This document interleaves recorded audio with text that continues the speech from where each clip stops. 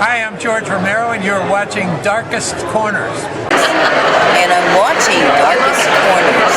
You're watching Darkest Corners. You're watching Darkest Corners. And you're watching Darkest Corners.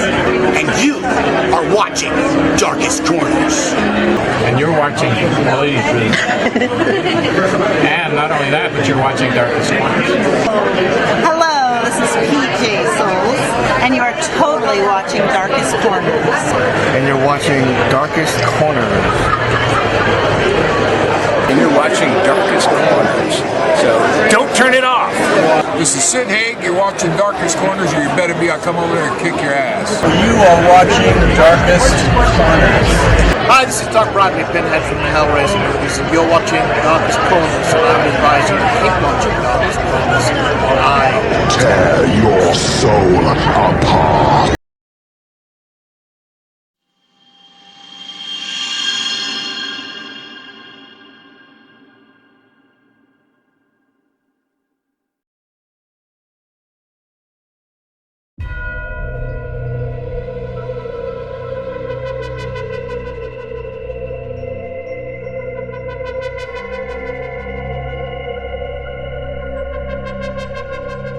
The evening was as hot as the flames of hell itself.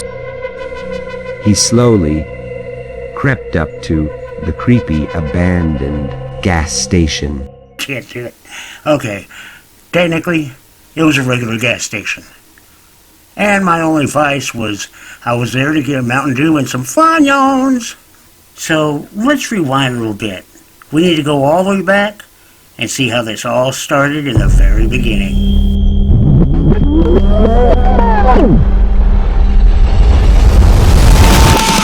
It's showtime!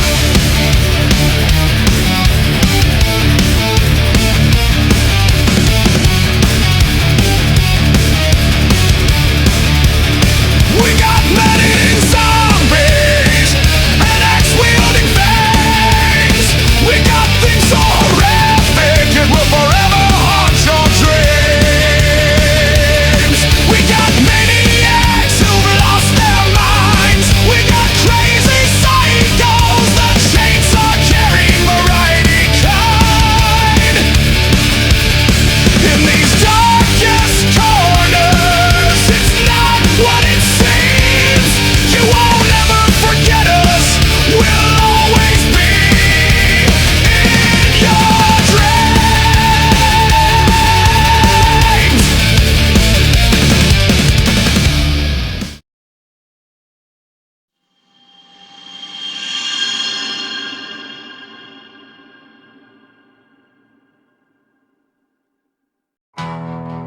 On a cold December, I was born at Carswell Air Force Base. I was born with a kidney disease. Same kind the actor Gary Coleman had.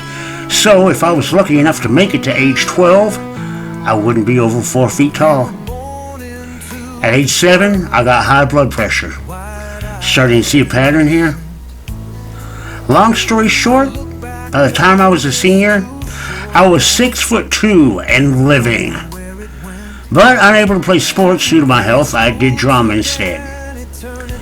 After school, I was then told to prepare to go before I was 25. At age 21, I ended up on dialysis, and then told I had 5 to 10 years on there. And then that would be all. That was 30 years ago.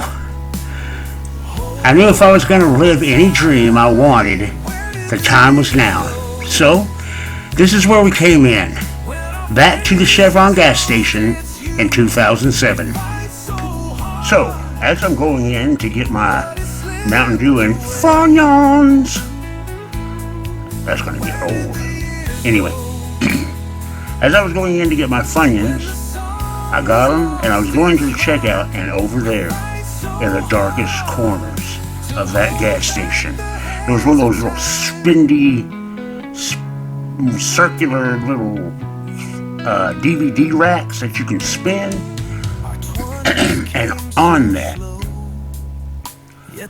were the worst of the worst. There was bum fights, there was executions, Traces of Death type films, you know, the cheapo, homemade kind of DVD underground stuff. And that got me thinking. The history of horror. Yeah, I was going to finally do it. I got off my crippled rear end and decided if I was ever going to do it, it had to be now. So at that moment, I decided I was going to make a documentary on the history of horror. So, I need to get a celebrity on board for this, but I'm nobody. Who could I possibly get? So I thought about horror, and who came to mind that was someone I probably could get involved with? But the Godfather himself, Herschel Gordon Lewis.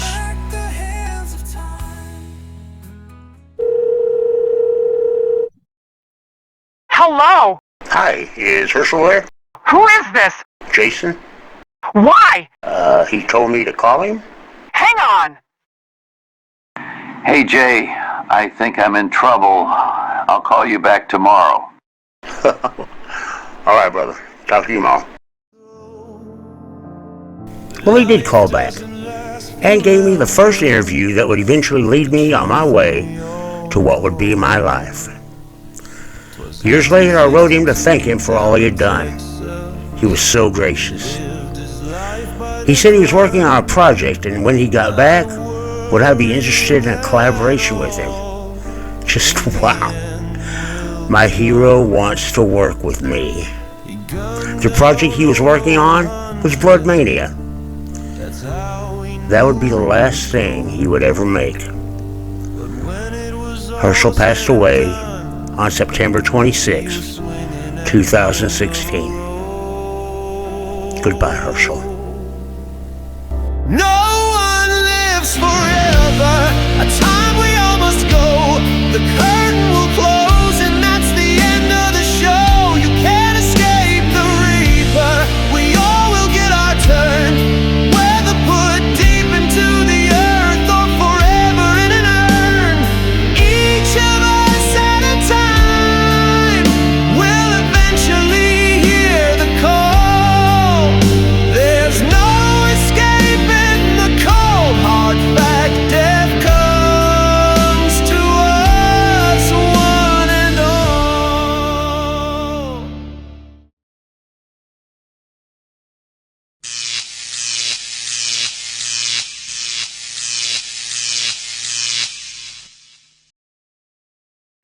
You know, I was with Darkest Corners through the early stages, man, when it was just kicking off. It was started by Jason, and I thought, you know, I just kind of threw the idea at him that maybe we could talk about horror movies and review horror movies, to actually doing like a little horror comedy variety thing. I guess we got that from, he got the idea kind of from concepts of the early Carol Burnett show. And once we started filming this, it was just me and him. We knew that we needed an editor to edit the film. So the only one person I knew that knew anything about computers was our third member of the group.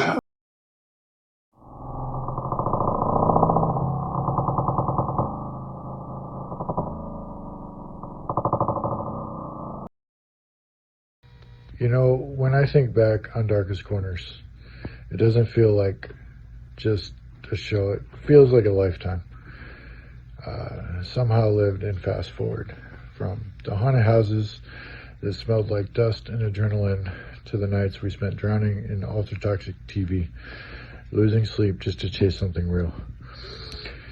And then there were the nights, the WGOR nights, the endless hours of editing, until my brain felt like static, but somehow I loved it.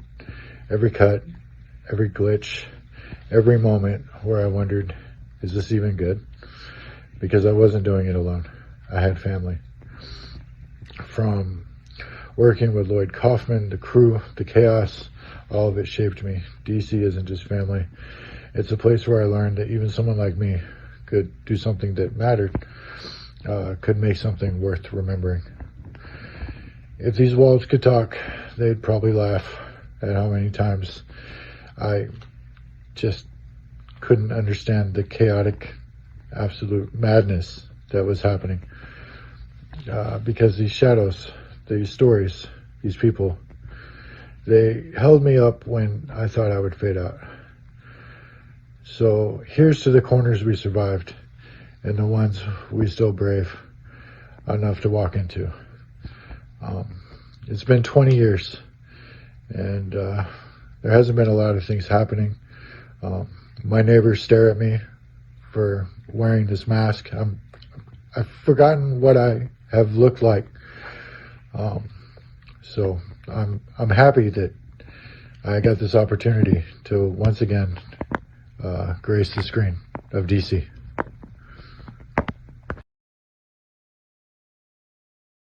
He was never one for the limelight, for the attention. He left that part to the rest of us. But when it comes to Darkest Corners, everything we were, everything we could be, was all because of him. Behind the scenes, he built it all. It was my dream. But he was the creator. He knew how to do everything, and if he didn't know how to do it, he would find a way. These two guys, they're my brothers. And there's no way I can express what they've done for me. We built something together that only other people could merely dream of. And I'll love them for the rest of my life.